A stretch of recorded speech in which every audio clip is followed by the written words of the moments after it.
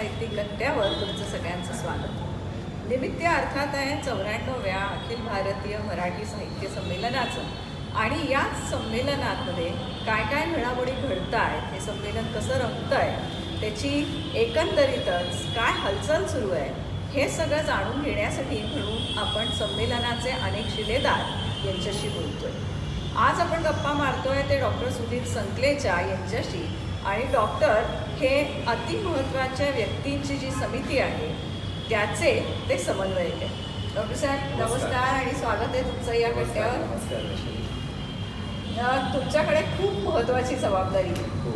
संमेलन म्हटलं की अर्थात आपल्याकडे स्टार पर्सनॅलिटीज येणं, अतिमहत्त्वाच्या व्यक्ती येणं, मग त्याच्यात उद्घाटक आहेत, प्रमुख वक्ते आहेत, विविध परिसंवादाचे जे कोणी अध्यक्ष आहेत ते आहेत, आणि जे सगळे अतिशय नावाजलेले साहित्यिक आहेत, अशी सगळी मंडळी आहेत. या सगळ्यांची काळजी घेण्याचं काम हे तुमच्याकडे दिलेलं आहे. नमस्कार. खरं म्हणजे माझ्या दृष्टीने संमेलनाला येणारी प्रत्येक व्यक्ती, प्रत्येक साहित्यिक हा महत्त्वाचा आहे. अगदी खरं. पण ज्याला आपण म्हणतो की साहित्य संमेलनाचे प्रमुख शिलेदार, की ज्यात मुख्यत्वाने संमेलनाचे अध्यक्ष माननीय श्री जयंत नारळीकर, संमेलनाचे उद्घाटक, समारोपाला येणारे अतिथी आणि विविध परिसंवाद आणि कविकट्टा, निमंत्रितांचा कविकट्टा, या कार्यक्रमाला येणारे जे निमंत्रित साहित्यिक आहेत विशेषत्वाने, त्यांची सगळी जबाबदारी आमच्या समितीवर आहे. अर्थात आम्ही सगळ्यांचीच जबाबदारी घेतलेली आहे आणि त्यासाठी आमची जी समिती आहे ती कार्यरत आहे. आमच्या समितीत 2 उपप्रमुख आहेत आणि साधारण 17 सदस्य आहेत.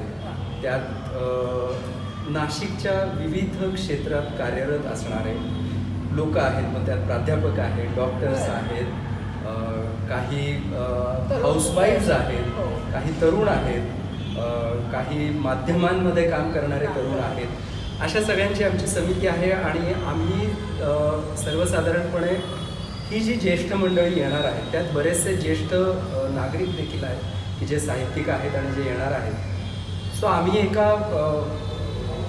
एक व्यवस्था आम्ही त्याच्यासाठी उभी केली आहे की ज्यात आम्ही त्याची सगळी माहिती मागवणार आहोत आणि त्यांचा इथला स्टे हा सुखकारक, ज्याला आपण म्हणतो कम्फर्टेबल होईल आणि त्यांना जास्तीत जास्त आनंद कसा मिळेल आणि त्रास कमी कसा होईल याची जबाबदारी आम्ही घेणार आहोत. संमेलन संपल्यावर हे सगळे ओपिनियन मेकर्स आहेत. सो आपलं नाशिक हे आदरातिथ्यासाठी प्रसिद्ध आहे आणि या सगळ्यांचं आदरातिथ्य करणं, आपलं आनंदाने करणं हे आपलं कर्तव्य आहे. ही आमची मुख्य जबाबदारी आहे आणि त्यासाठी आम्ही बऱ्याच काही योजना आखलेल्या आहेत. आमचं काम सुरू आहे आणि आम्हाला खात्री आहे की ते आम्ही व्यवस्थित पाहतो. असे किती अतिमहत्त्वाच्या व्यक्ती आहेत की ज्यांचा तुम्ही आता उल्लेख केला, अशा किती व्यक्ती? सर्वसाधारणपणे साधारण 150 ते 200 लोक आहेत की ज्यांची काळजी आम्हाला घ्यायची आहे. आणि मग यांची निवास व्यवस्था, यांची ट्रान्सपोर्ट व्यवस्था, यांचं तिथलं शेड्यूल, त्यासाठी आम्ही संमेलनस्थळी एक कक्ष उभारणी केलेली आहे की जिथे या सगळ्या व्यक्ती साधारण स्टेजच्या मागील भागात हा कक्ष आम्ही उभारणार आहोत की जिथे त्यांना आवश्यक असलेल्या सर्व सोयी सुविधा या उपलब्ध असतील. कारण आपलं संमेलन स्थळ जे आहे ते थोडं गावापासून दूर आहे. त्यांच्या आरोग्याची काळजी आम्ही घेणार आहोत.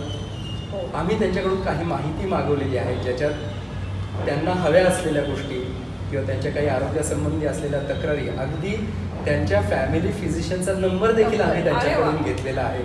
जेणेकरून त्यांना काही त्रास झाला तर आम्ही त्यांच्या फॅमिली फिजिशियनला कॉन्टॅक्ट करून त्यांची सगळी माहिती आम्हाला मिळेल आणि आम्ही त्यांच्यावर मायक्रो प्लॅनिंग आम्ही त्याचं केलेलं आहे. आम्ही एक गुगल फॉर्म बनवला आहे आणि या येणाऱ्या सर्व महत्त्वाच्या व्यक्तींना आम्ही हा गुगल फॉर्म पाठवणार आहोत आणि त्यांच्याकडून हवी असलेली सगळी माहिती आम्ही आधी संकलित करणार आहोत, जेणेकरून आम्हालाही ते सोयीचं जाईल आणि त्यांना देखील सोयीचं जाईल. अशा पद्धतीने आम्ही याचं सगळं प्लॅनिंग केलेलं आहे. म्हणजे आतिथ्य करावं तर ते अतिशय नेटकं करावं नेटकं. अशाच हिशोबाने हे सगळं प्लॅनिंग दिसतंय. म्हणजे अगदी त्याच्यात आमची खाण्यापिण्याची की बाबा तुम्हाला कुठल्या आवडतं? प्रकारचं अन्न हवं आहे, एखाद्याला डायबेटीस असेल तर ती माहिती देखील आमच्याकडे उपलब्ध आहे. उपलब्ध. सो जास्तीत जास्त काळजी आम्ही घेणार आहोत जेणेकरून त्यांचं आदरातिथ्य अतिशय उत्तम प्रकारे करता येईल. खरोखरच अगदी वाखाणण्याजोगं हे सगळं नियोजन आहे. आपण विचारही करू शकत नाही की अशा पद्धतीने या संमेलनाचं काम सुरू असेल. सरांकडे जी समिती आहे त्याच्यात इतकी विविध माणसं, विविध प्रदेशातून येणारी आणि वेगवेगळ्या सवयी आणि वेगवेगळ्या त्यांच्या आवडीनिवडी असणारी, पण प्रत्येकासाठी म्हणून एक खास व्यवस्था अशी हे लोक निर्माण करत आहेत. असे काही तुम्ही उदाहरणं देऊ शकता का की एखाद्या व्यक्तींनी असं म्हटलंय की हे खायला आवडेल किंवा नाशिकचं म्हणून ते बघायला आवडेल? हो आहेत. अशा काही लोकांचे आम्हाला आलेले आहेत की बुवा आम्हाला स्पायसी नको आहे, आम्हाला नॉनव्हेज नको आहे, आम्हाला जैन टाईपचं फूड हवं आहे, आम्हाला त्रास होतो म्हणून काही नको आहे, किंवा शुगर आहेत अशा व्यक्तींनी काही सांगितलंय आहेत. म्हणजे काही सूचना त्यांच्याकडून आलेल्या आहेत. आणि मग पुढे तुमचं कोऑर्डिनेशन त्या आम्ही मग भोजन समिती, अकोमोडेशन समिती आणि ट्रान्सपोर्ट समिती यांच्या संपर्कात राहून हे जे VIP आहेत यांच्या ज्या रिक्वायरमेंट्स आहेत ह्या त्यांच्यापर्यंत पोहोचवणार आहोत, जेणेकरून ते कोऑर्डिनेट करून त्यांना जसं हवं आहे तसं ते मिळेल याची आम्ही व्यवस्था निर्माण करणार आहोत. म्हणजे हे ऐकून सुद्धा खूप छान वाटतंय की इतक्या आदरातिथ्याने तुम्ही त्यांची देखभाल करणार आहात. हो, टेक्नॉलॉजीमुळे आता खरं या गोष्टी आपल्याला शक्य होत आहेत सोयीस्कर होत की गुगल फॉर्म सारख्या गोष्टींमुळे आपल्याला हवी ती माहिती संकलित करता येते. आणि आम्ही सर्वसाधारणपणे आमच्या समितीतल्या सदस्यांना या महत्त्वाच्या व्यक्तींचं वाटप करणार आहोत हो. की ही व्यक्ती ह्या 4 लोकांची काळजी घेईल. आणि आम्ही एक पिरामिडची स्ट्रक्चर उभं केलं आहे बरं. की जिथे मी आहे, माझ्या नंतर 2 उपप्रमुख आहेत आणि नंतर आमचे मेंबर्स आहेत, नंतर भुजबळ नॉलेज सिटी जिथे हे संमेलन होणार आहे त्यांच्या इथली एक कोऑर्डिनेटर व्यक्ती आहे आणि काही स्वयंसेवक आहेत. असा हा पिरामिडल स्ट्रक्चर आम्ही उभा केला आहे. म्हणजे अतिशय सायंटिफिक दृष्ट्या तुम्ही या सगळ्याची व्यवस्था करताय. निश्चितच मला असं वाटतं की ही लोक ब्रँड अँबॅसेडर म्हणून नाशिकचे जातील की नाशिकमध्ये आमची एवढी चांगली देखभाल केली गेली. हे तर झालं तुमच्या समितीचं आणि एकंदरीत काय व्यवस्था तुम्ही लावली. अतिशय ऐकायला सुद्धा छान वाटतंय की इतकं मायक्रो प्लॅनिंग त्यात केलेलं आहे. मला डॉक्टर तुमच्याशी दुसरा एक विषय असा बोलायला आवडेल की आपण स्वतः लेखक आहात.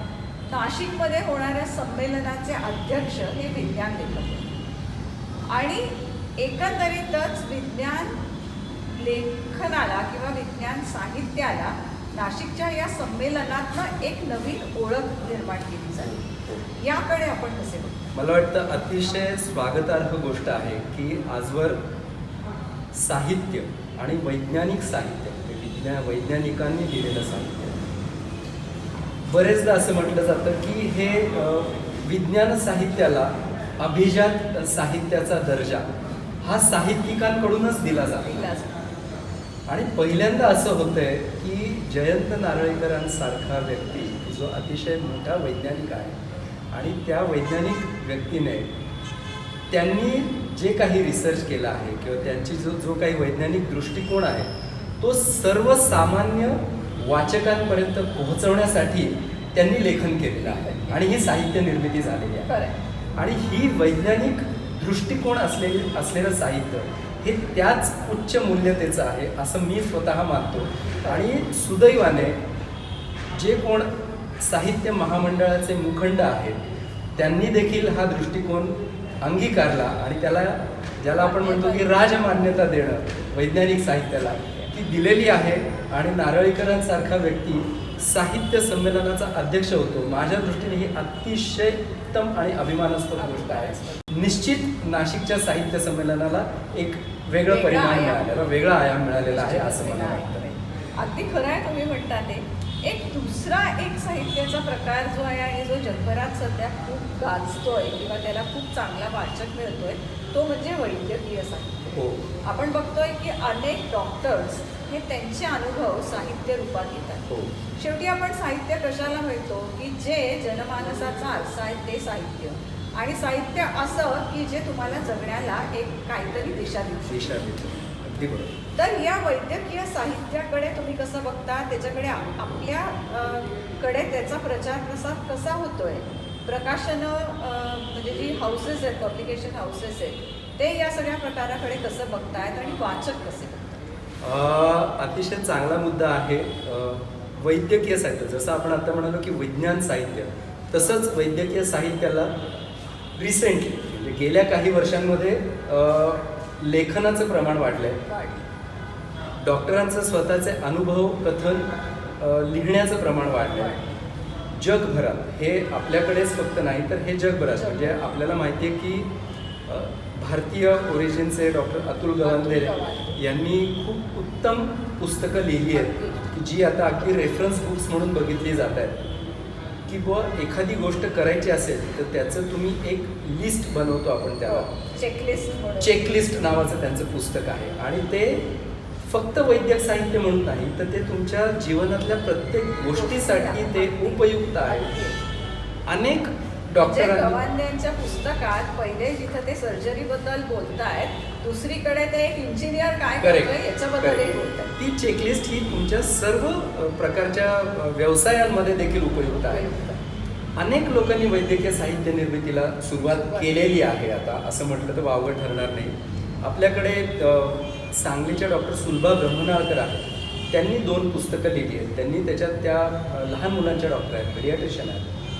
जरूर वाचावी अशी पुस्तकं. मी नाव विसरलो आहे त्या पुस्तकाचं, पण अतिशय उत्तम पुस्तक लिहिलं आहे त्यांनी. आणि त्याच्यात त्यांनी लहान मुलांसंदर्भातले त्यांचे अनुभव कथन केलेले आहेत त्यांच्याकडे येणाऱ्या पेशंट. मला वाटतं की डॉक्टर्स जेव्हा लिहितात तेव्हा त्यांचे जे काही अनुभव असतात हे वास्तववादी अनुभव असतात आणि it's a reflection of the human mentality.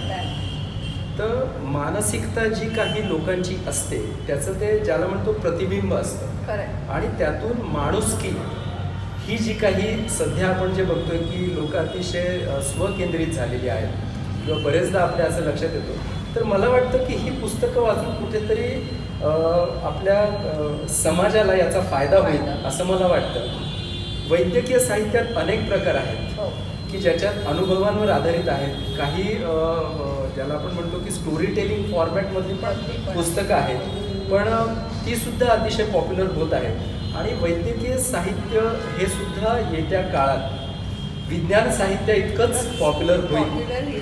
आजही आपण बघतो की एक मी तुम्हाला इंटरप्ट करते की वैद्यकीय साहित्यात मानसिक आरोग्यावर खूप सारं लिखाण होतं. जगभरात तर हे सगळ्यात बेस्ट सेलिंग होत आहे. आणि आपल्याकडे सुद्धा मराठीमध्ये डॉक्टर नाडकर्णींनी अनेक पुस्तकं त्याच्यावर लिहिलेली आहेत. तर हा पण एक जॉनर आहे त्या वैद्यकीय, अगदी मोठा जॉनर आहे. आणि मला वाटतं आता तर गेल्या 2 वर्षात आपण कोविडच्या काळातून जातोय, त्याच्यामुळे मानसिक आरोग्य हे अतिशय महत्त्वाची बाब आहे हे आता लोकांनाही कळून चुकलं आहे. आणि सायकोलॉजिस्ट म्हणा, सायकियाट्रिस्ट म्हणा, यांचं महत्त्व समाजाला कळलं आहे. आणि अनेक गोष्टींसाठी आता लोक त्यांचा सल्ला देखील घ्यायला लागले. आणि मला वाटतं की ताणतणाव हा आता आपल्या सगळ्यांच्या जीवनाचा अविभाज्य घटक झालेला आहे.